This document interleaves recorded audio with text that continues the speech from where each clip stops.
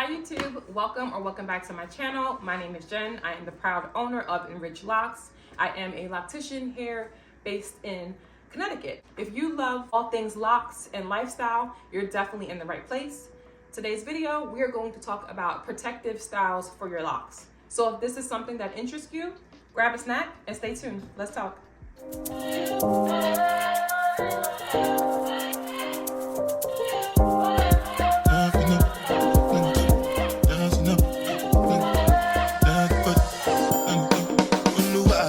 Discuss the elephant in the room. Let's just start off discussing the elephant in the room. So maybe over the last year or two, I have seen so many protective hairstyles that are being done on top of locks. My mind has been blown. Yes, the hairstyles are neat.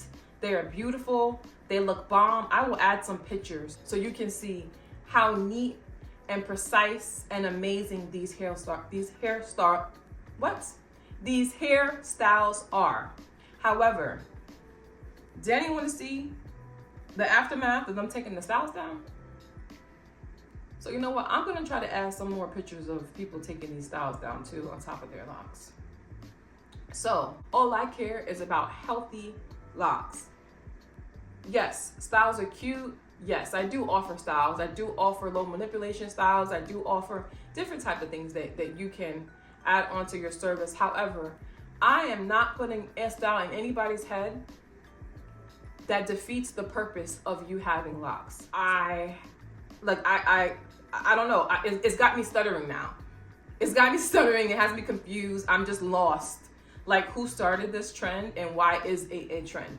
The whole point of having your locks is to have your own hair. Sometimes you want to switch it up. You want to slap on a wig. Do you, boo? I have lots of wigs in my closet. So I was I was a wig and a braid and a weave girly to the nines. Like, my wig slayed. I'll add some pictures of me and wigs around here too. But to wigs for me on top of locks, that's more like a hat. So if I'm like, you know what, I want booty weave today, and I'll put my wig on, I'll put my locks, I'll put a cap on my head and put my wig on, I got booty weave today. But you best believe when I come home, the wig cat is gonna be off to the side, and I'm happy to have my hair back. What I'm talking about are the knotless braids on top out, braiding your locks tightly under a cap to keep a glueless wig on for 2-3 months at a time. Those are the things that I'm discussing, and that's a sure way to have your locks break off. Okay, so each part that you have in your head for your lock, this part, the foundation of your lock, is stable enough for the hair that comes from this foundation. When you start adding on extra hair that is supposed to be supported by your part, that's when the problems start. Because now the extra hair that you added is extra weight to the root of your lock. And most times it can't withstand it.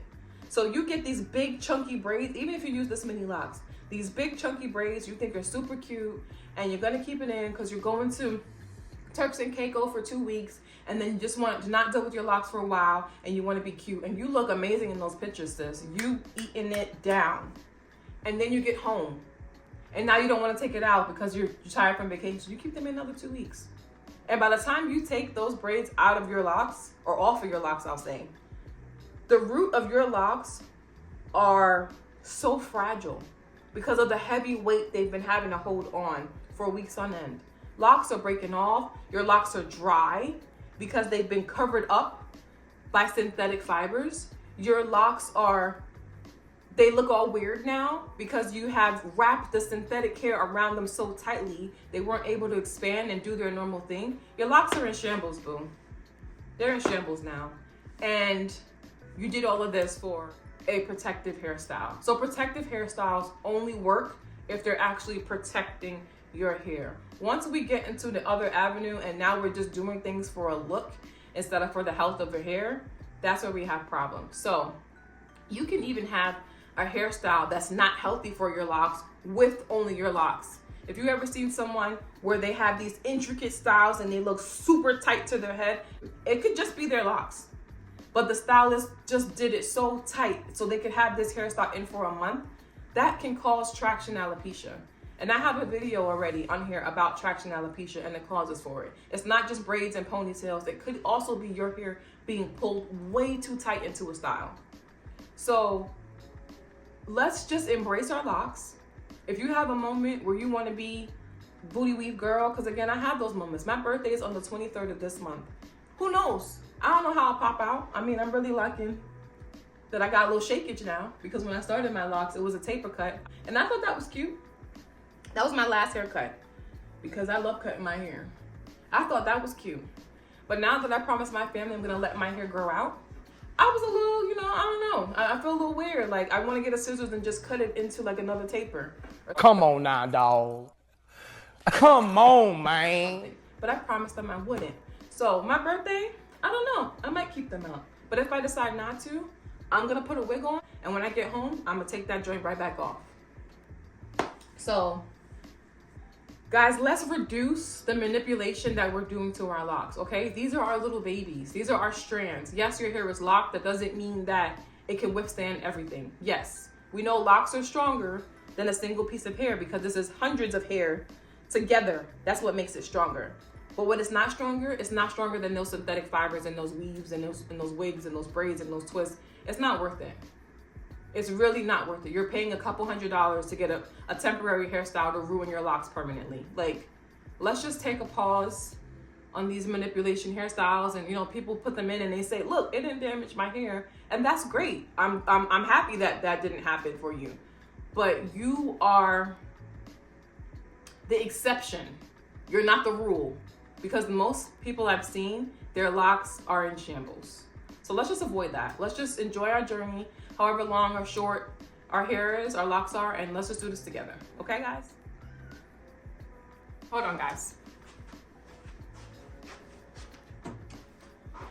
Apparently everybody wants to be in the video. So this is Jackson. He's a big boy.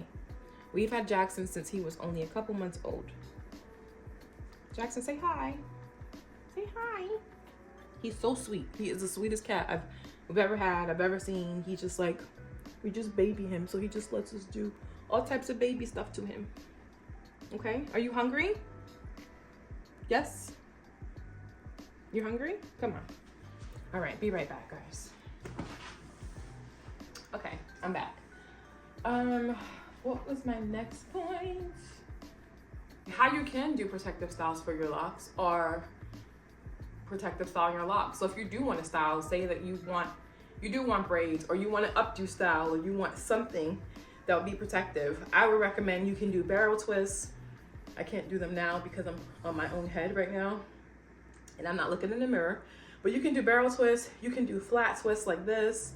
You can do something into a nice style if you don't want all of your hair down now. I would recommend you using your own hair to do the style. It doesn't have to be tight. It shouldn't be tight, actually. It should be a low manipulation style where you can still protect your locks and you can still put them up if that's what you feel, if that's what you feel you would like to do for that moment. And a good rule of thumb is, for my clients, I don't give them a style every time I do their hair. I give them a style every other time. So if they're like, oh, I really, really, really need a style, they can always tell me I want a style every time, and I won't tell them no because it's their hair, but I do advise them against it. So I keep track, like, okay, last time we did your hair, you only got a retwist, which is good because you do want your hair to be out. You do want them to swell, your locks to swell. You want your hair to mature healthy. Your locks can't mature as fully as they can if you're always in a tight style, because they're cramped up next to each other, they're stuck together, and they're not able to breathe.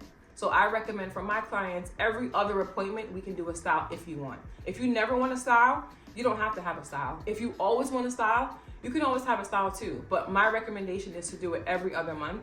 And 100% of my clients trust me enough to say, okay, this is not a month I'll have a style. Or this is what they do. If they know, like, hey, you know what? I wanted a style today, but next month I'm actually going away. Don't give me a style today because I want my style next month. So then we'll do no style, then a style that they'll have in for an extended period of time, and then we'll do no style again. Completely up to you. I can only advise you from my level of expertise and from what I've experienced and what I deem is the most helpful and healthy for your hair. But at the end of the day, you're the client, it's your hair. You can do whatever you want to your hair. And do this barrel twist where their locks are all the way up and they're like away from their face. Maybe their locks are super long and they're heavy most of the time, but they want them up and they want them away and they just want them to be away for a while. That's great. I would do that style, but I would definitely recommend that you take that style out at the 6-week mark. I would not wear that style longer than 6 weeks. 6 weeks even sounds like a lot to me, because remember that your hair is still in a style. It's still together, it's still up, it's still moving like this, it's still in a style. You want your scalp to breathe, you want your locks to breathe, you want to pick your hair down. And the best part about those type of styles is that most likely when you take it down, your hair will be curly and you can wear that curly hair, your curly locks, for another 2 weeks until it's time for your retwist.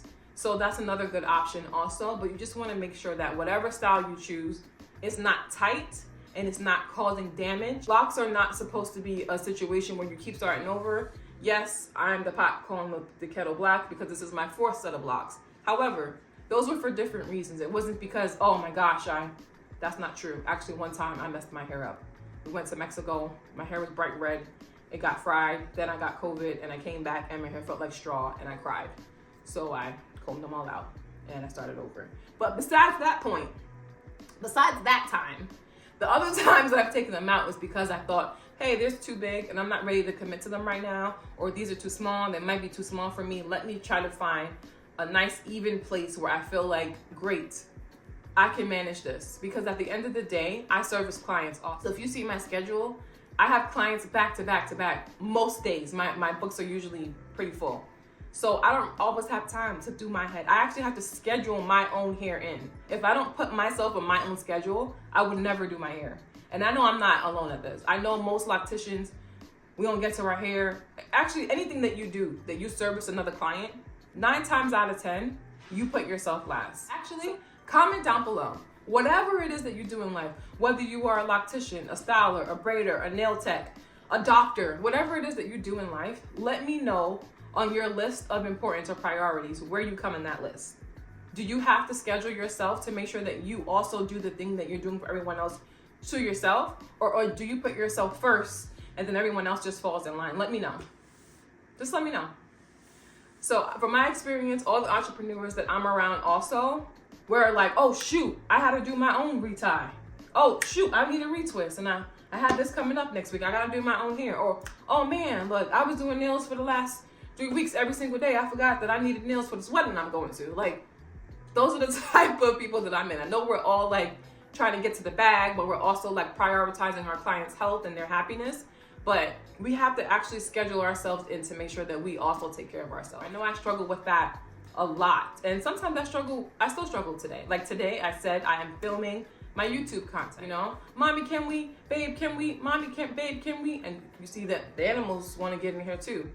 I just had to put it away, and I need to shoot this video so I can upload it to you guys so we can get through this 30-day Loc Care series together. So that's all the information I have for you guys today. Today's video wasn't super long. It was just mostly about protecting your locks, protecting your crown, and manipulation when you are doing styles. Today was day 6. So thank you so much for joining me for this 30-day Loc Care series. I am excited. I see you guys commenting and really engaging with the topic. So I really appreciate your support. Please consider subscribing, comment down below. Again, if you are in the service field and you feel as though you put yourself last, just let me know. Just let me know. I'm interested to know. Can't just be me. Can't just be me. Anyway, guys, until next time.